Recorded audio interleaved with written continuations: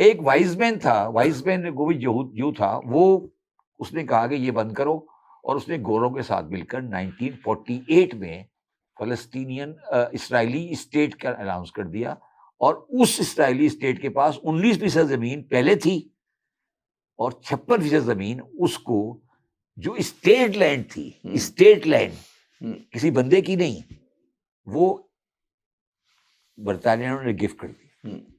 یہ ہے زمین کا آنسر اسرائیل کی. سمجھ آئی بات؟ 56% زمین اسرائیل کی آٹومن کے زمانے کی اسٹیٹ لینڈ تھی، جو کہ انہوں نے گفٹ کر دی اسٹیٹ آف اسرائیل کو. اس جگہ پر آج اسرائیل بن گیا. یہ ہے اسرائیل لینڈ کی بات. لیکن جو دلچسپ بات ہے کہ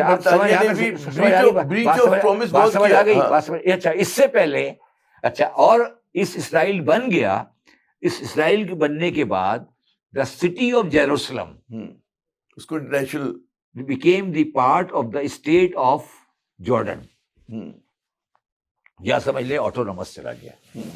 اور جو کنگ عبداللہ جو آج اس وقت ہے، اس کے گرینڈ فادر کا والد عبداللہ اسی مسجد کے اندر گولی لگ کے مارا گیا، کیونکہ اس کو مرڈر کر دیا انہوں نے، اس اسرائیلی ٹیررسٹ نے عبداللہ کو جیروسلم میں. ٹھیک ہے، تو یہ اسرائیل کا اسٹیٹ بن گیا with the consent agreement, I would use the word connivance of the Arabs in this area.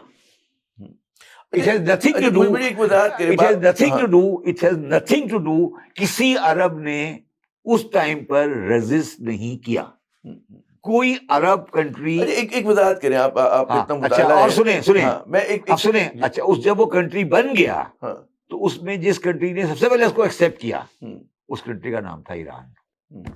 اچھا میں یہاں پر آتا ہوں. ایک میں چاہوں گا پہلے وضاحت کریں کہ برطانیہ نے، جیسے کہ آپ نے فرمایا بالکل درست فرمایا کہ انہوں نے بیلفور ایگریمنٹ کے تحت کہ یہودیوں سے کمٹ کیا، ساتھ ساتھ انہوں نے جو ہے عربوں سے بھی کمٹ کیا ہوا تھا. فلسطین 2-3 جگہ پہ ایک ہی لینڈ کو انہوں نے کیا، کبھی نہیں کیا، کوئی کمٹمنٹ نہیں تھا. یہ تو بالکل دعویٰ کرتے کہ جی مطلب ہے کہ فلسطینیئنس کو انہوں نے کہا تھا کہ ہم آپ کو فری لینڈ آپ کا ملک دیں گے.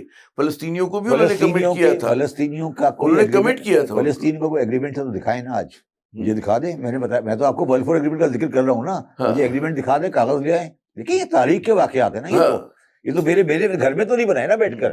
یہ جو میں کہہ رہا ہوں میں نے گھر پہ بیٹھ کے تو نہیں بنایا نا بیلفور ایگریمنٹ. تاریخ کا حصہ. اب آپ نے کہا کہ جی ایران نے سب سے پہلے جس آدمی نے تسلیم کیا وہ ایران تھا، اس لیے کہ ایران اس زمانے میں was the country heavily under American and British umpire influence. For more updates, subscribe now and press bell icon.